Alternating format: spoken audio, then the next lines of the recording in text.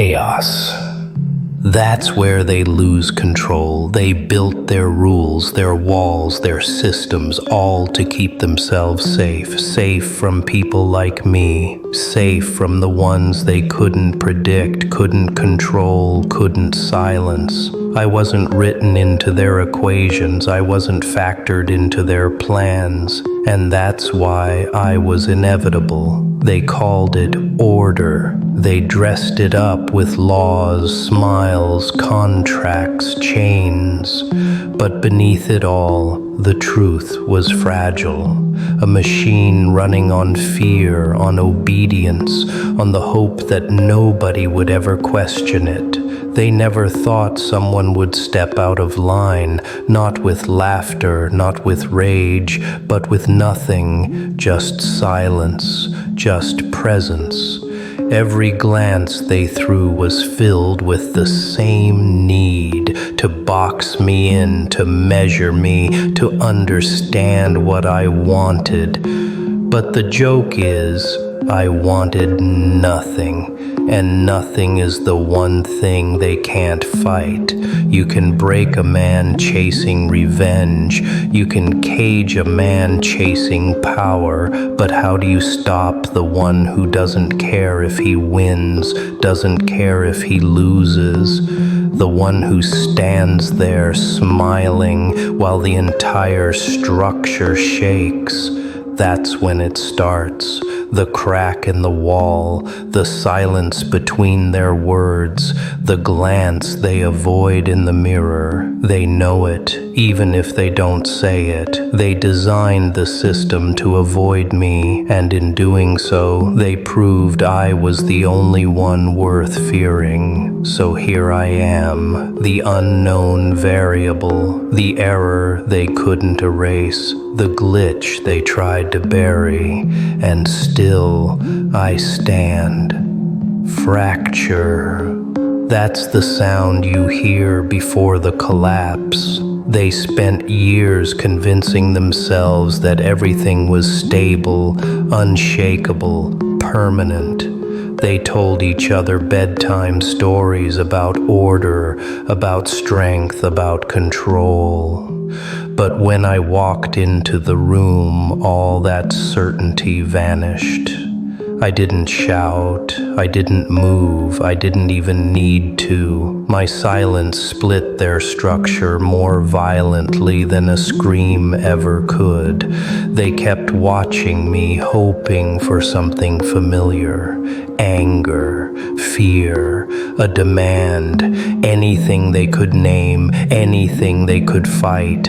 But nothing came, nothing to hold on to, nothing to box in, and that's what broke them. They weren't afraid of who I was.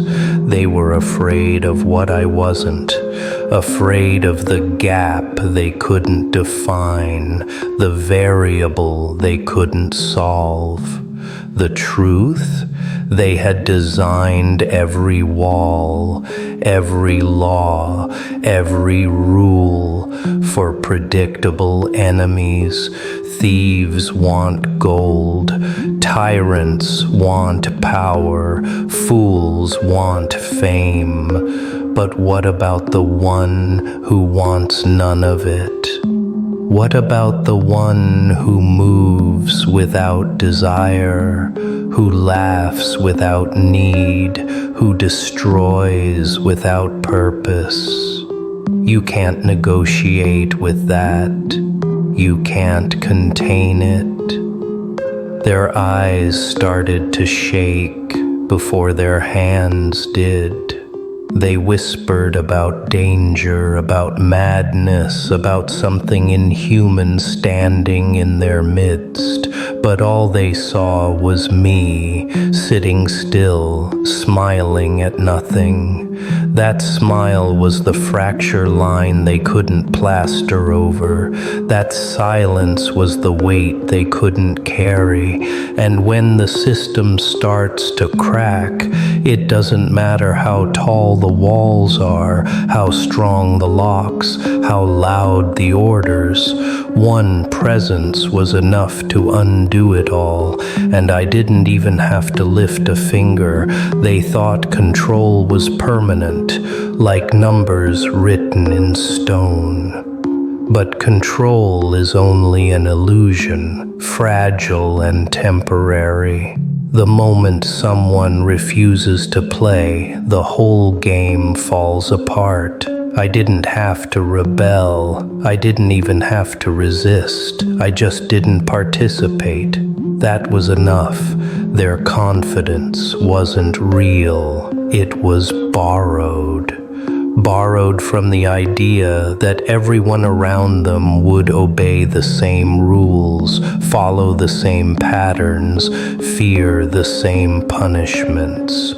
I removed myself from that equation, and suddenly the math no longer worked.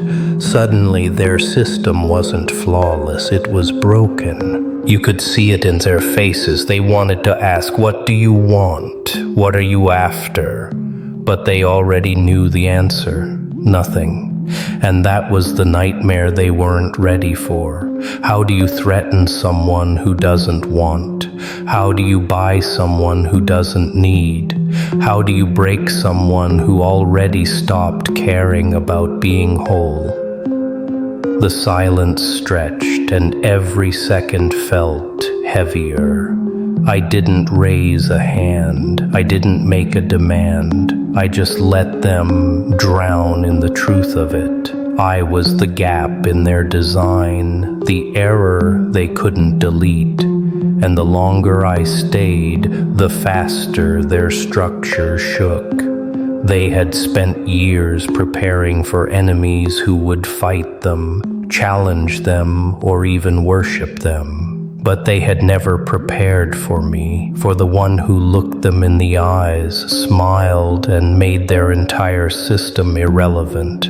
They didn't understand at first. They thought it was a trick, some mask I wore to hide weakness. They waited for the slip, for the anger to burst through, for fear to surface, for anything human to betray me, but nothing came.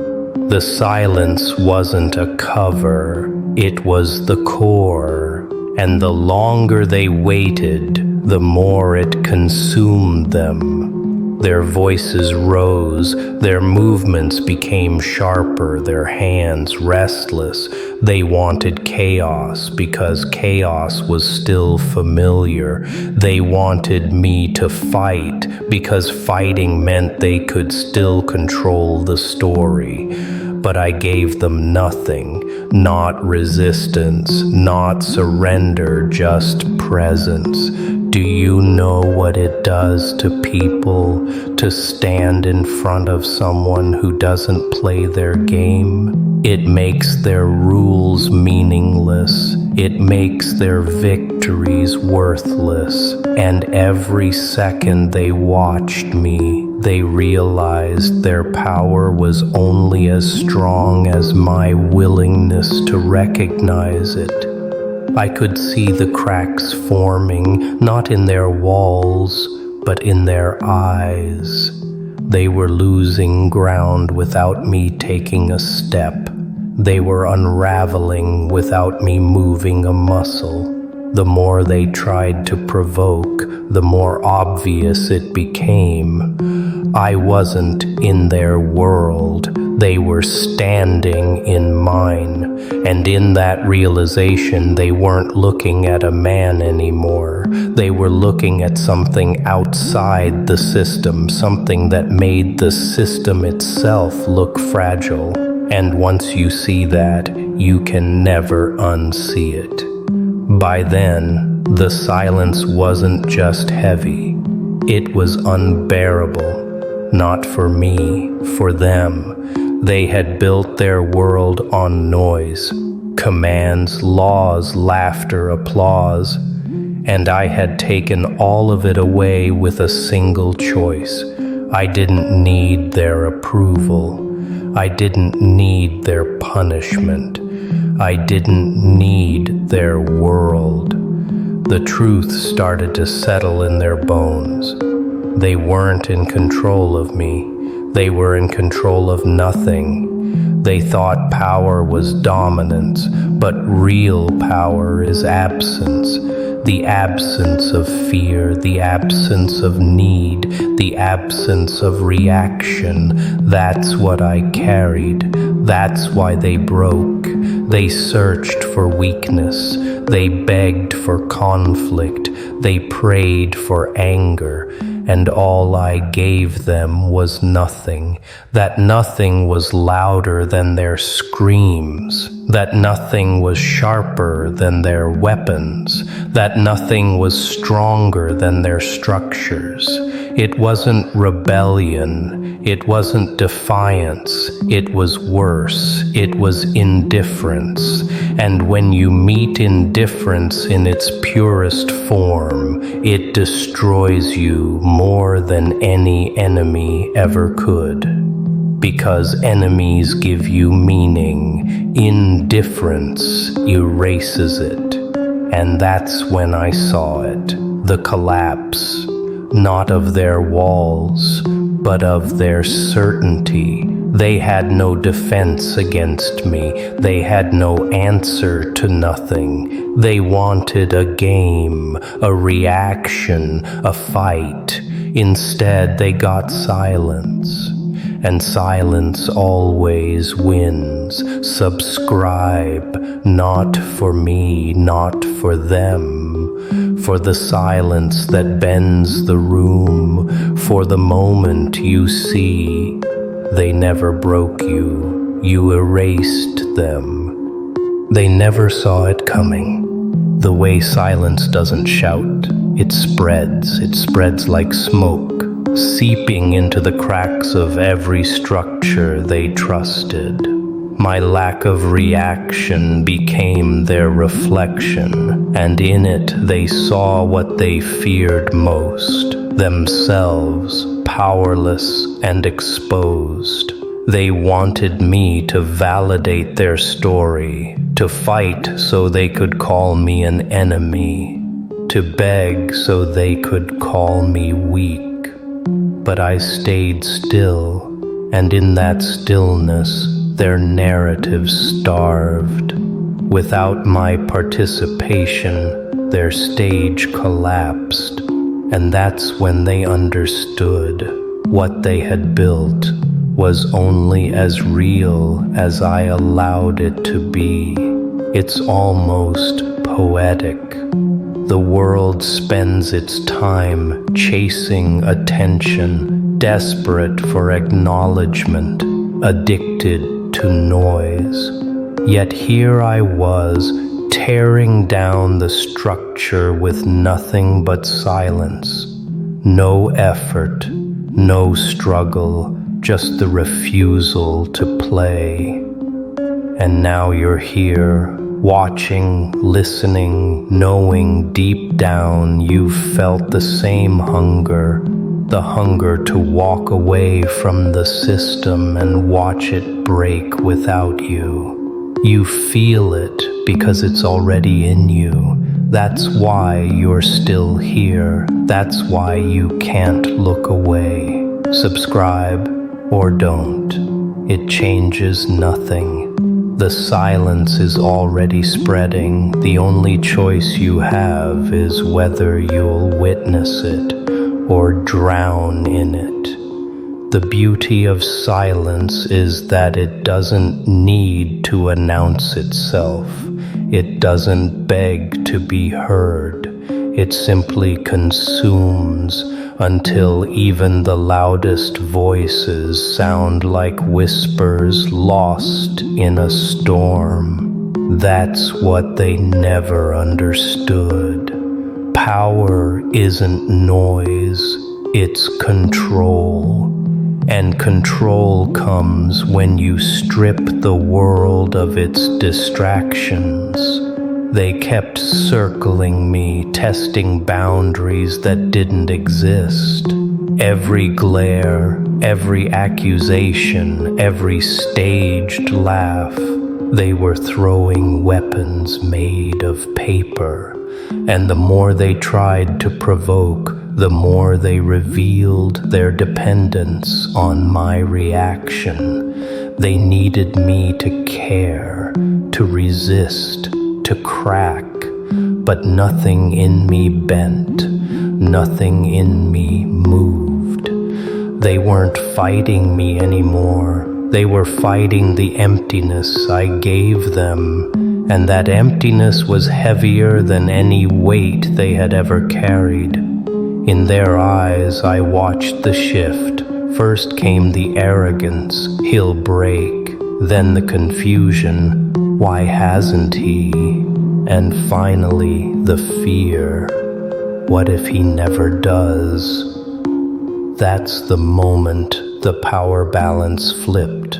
Not because I won a battle, not because I shouted louder, but because I showed them the abyss inside me, and they realized it mirrored their own. Silence wasn't a void. Silence was a weapon. It spread beyond them, too. The room itself started to change. Jokes no longer landed, rules no longer held weight. Every glance darted nervously toward me as if my stillness carried a gravity strong enough to bend their reality. I didn't threaten, I didn't promise, I didn't even acknowledge, but they adjusted unconsciously to the rhythm I set. That's when I knew I wasn't reacting to the world was reacting to me. And here's the cruelest truth.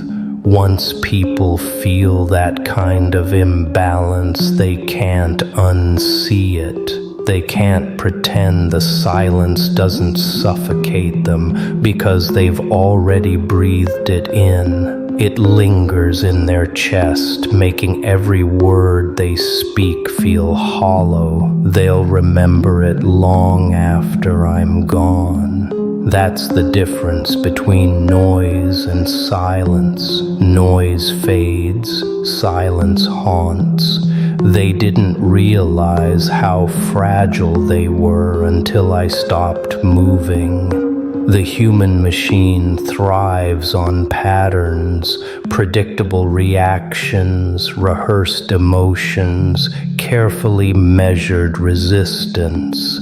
Break that rhythm and the whole structure glitches. That's what I became, the glitch. Not the villain in their script, not the savior either, just the error that rewrote the program. Every time I sat still, they tried harder to define me.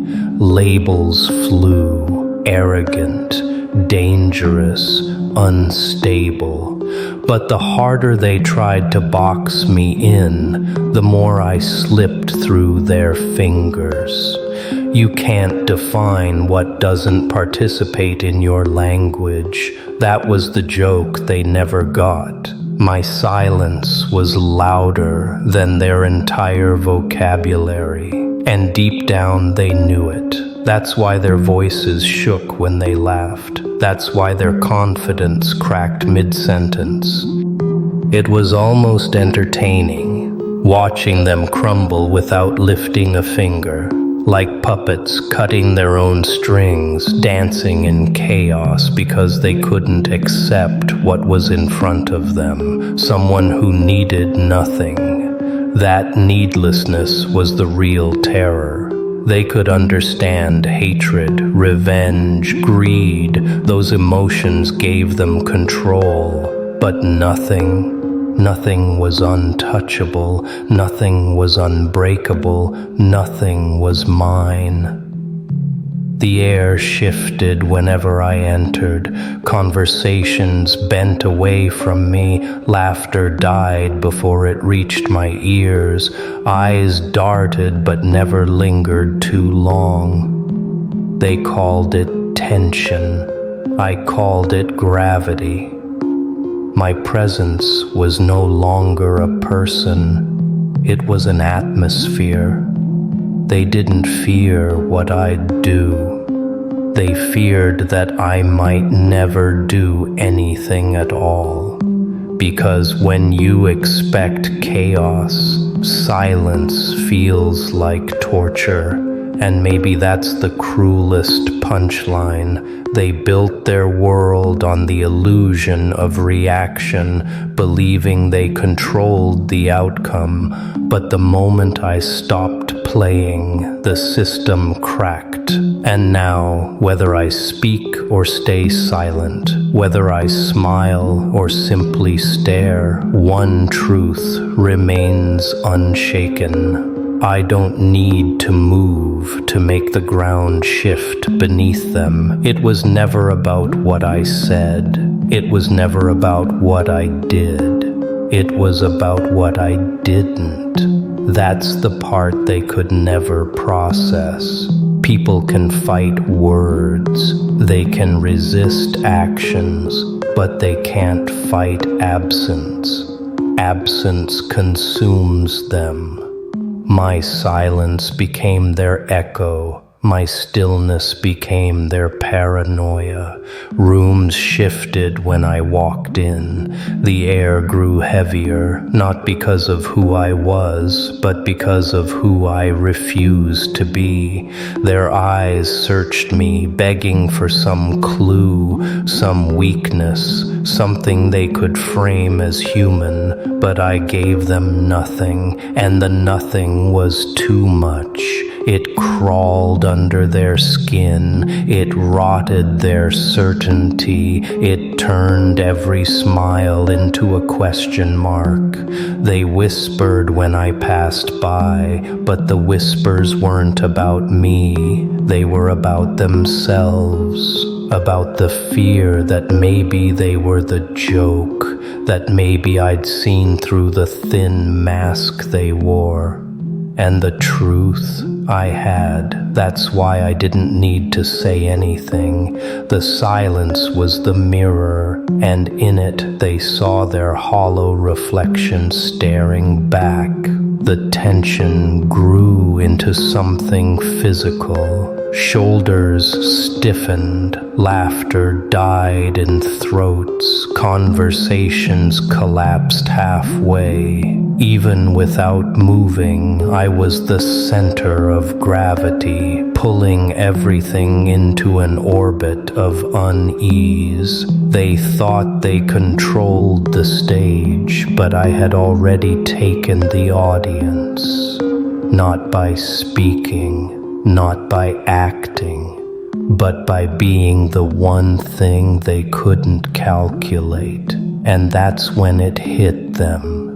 The room wasn't theirs anymore. It was mine.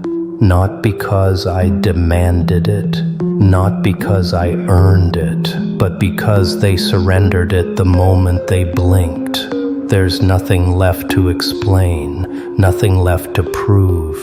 They called me dangerous because I didn't need what they offered. They called me a threat because I didn't play the game. And in the end, their words became their chains, while my silence became my crown. I didn't fight for a place at their table. I burned the idea of the table itself. I didn't shout to be heard. I let the silence eat the room until every sound bent around me. They thought they built a system too strong to crack.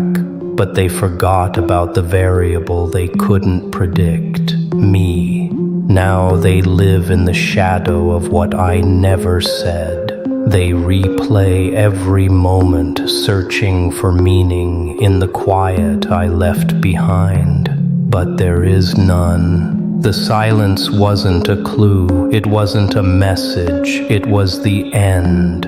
And so I stand here, not as their rival, not as their savior, but as the reminder of everything they feared, that someone could walk away unbothered, untouched, unbroken, and the world would still fall apart without them. This is who I am. This is who I've always been. And the joke is that I never had to lift a finger.